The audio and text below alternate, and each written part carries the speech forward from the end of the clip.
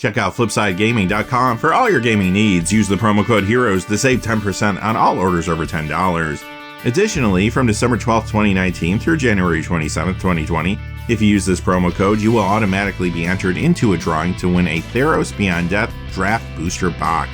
Also, there is another way to enter where no purchase is necessary. See the link in the description below for full details.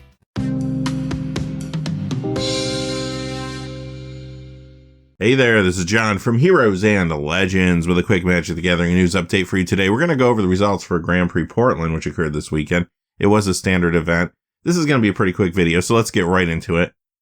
Here's your top 8 for the event. You're going to notice a fair amount of diversity here. No sacrifice decks made the top 8, but there are a couple different adventure decks here and some other familiar ones. Let's see what's going on. First place, we had Rakdos Knights that also came in 7th place. Second place was Jeskai Fires. Third place was a brew, actually. We'll look at it in a moment. It's Golgari Midrange. Fourth place, Temur Adventure. Fifth and 6th place, Simic Flash. And 8th place was Gruul Adventure. Okay, let's look at that first place Rakdos Knights deck. This has been such a strange standard. Early on, a lot of folks were trying to make Knights decks work, and once in a while, some did put up a good results. And then, of course, we went through the whole Field of the Dead thing and the Oko thing. Now we're back almost to where the meta started, with people trying different things and actually having some good results. So here you go. Here's the Knights deck. I don't have a lot to say about it. If you've been following Standard over the last couple of weeks, this will look pretty familiar to you. Here's the cards from Throne of Eldraine that contribute to this deck. You have Blacklance Paragon, Murderous Rider, Bonecrusher Giant, Fervent Champion, Stormfist Crusader, Embercleave, Castle Locthwain, and Tournament Grounds. In the sideboard, you find Embereth Shieldbreaker and Epic Downfall. The other Rakdos Knights deck that was in the top 8 was running Rankle Master Pranks in the main. This one wasn't, though. Second place was Jeskai Fires, and in one way, this does share something with the previous deck. Early on in the meta, it was a deck that had some success. Then we went through that whole Oko time. It kind of disappeared a little bit from top 8s. This deck is definitely doing well again, putting up some big results. Let's see what cards are here from Throne of Eldraine. You get Kenrith the Returned King, Bonecrusher Giant, Fires of Invention, of course, Castle Vantress, and Fabled Passage in the main. In the side, another copy of Kenrith the Returned King and Mystical Dispute. Here's that third place Golgari mid-range deck, and like I said, we haven't really seen a deck like this putting up huge results, so this is kind of a brew, some different things going on, but at the same time, you'll notice a lot of the more powerful cards are just in here. Massacre Girl, you get Vivian Arkbow Ranger, Murderous Rider, Paradise Druid, Nissa Who Shakes the World, Casualties of War, so it's not like we haven't necessarily seen these cards put up big results in different decks. But this deck is just taking them, smushing them together, and coming out with a pretty big result.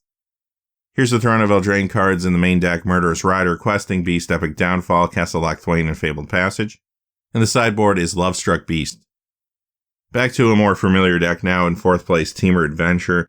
These adventure decks have been very solid. Again, much like we saw with some of the other ones, these started off pretty strong, disappeared for a while when it came to top-tier competitive play. Then after the banning of Oko, was able to make a return. You're going to see a lot of cards here from Throne of Eldraine, obviously, because the adventure mechanic is solely in that set. Here's the ones in the main: Brazen Borrower, Fae of Wishes, Bonecrusher Giant, Beanstalk Giant, Edgewall Innkeeper, Lovestruck Beast, Escape to the Wilds, Lucky Clover, and Fabled Passage. In the sideboard, a lot of interesting cards here, actually, that you don't see played all the time in these top 8s. Ironcrag Feat, Sundering Stroke, Fling, Once and Future, and the Great Henge. Here's your 5th place Simic Flash deck, and this deck is going to look familiar to you even if you didn't play a lot of Standard this season, because this was good last season. There are a few enhancements from Throne of Eldraine, which we'll look at in just a minute, but you're going to see a lot of familiar faces here. Things like Frilled Mystic, Nightpack Ambusher, Nissa Who Shakes the World, Growth Spiral, so on and so forth. Here's the cards from Throne of Eldraine: Brazen Borrower, Mystical Dispute, Castle Vantress, and Fabled Passage. Sideboard has one more copy of Brazen Borrower, Lovestruck Beast, and 2 more copies of Mystical Dispute. Now, the 6th place Simic Flash deck was running an additional card in the sideboard, and that's Kenrith's Transformation. And finally, in 8th place, one more adventure deck, this one in Gruul colors, and you're going to see this is slightly more aggressive than the previous deck we saw. 4 copies of Embercleave in the main, for example. We'll look at that card in just a second. But again, you're going to see a lot of Throne of Eldraine cards here because this does revolve around the adventure mechanic. And here they are: Bonecrusher Giant, Rimrock Knight, Edgewall Innkeeper, Lovestruck Beast, Questing Beast, Embercleave, as we mentioned, Castle Embereth, and Fabled Passage, all in the main. Embereth Shieldbreaker is in the sideboard. All right, that wraps up our look at the GP this weekend, and as the standard season comes to a close, I'm hoping for a less turbulent, more fun standard season next year. We'll find out what Theros Beyond Death brings soon enough. But until next time, hey, thanks for watching. Please remember to like and subscribe, and have a great day. Hey, thanks for watching. This video is made possible through the generous support of viewers like you on Patreon. Check out the description below for links to our Patreon page, as well as our Amazon affiliate store, where a small percentage of all sales will also help support the channel. Finally, if you haven't had a chance yet to subscribe, hit that subscribe button so you don't miss any of the new videos on Heroes and Legends. Talk to you again soon, and have a great day.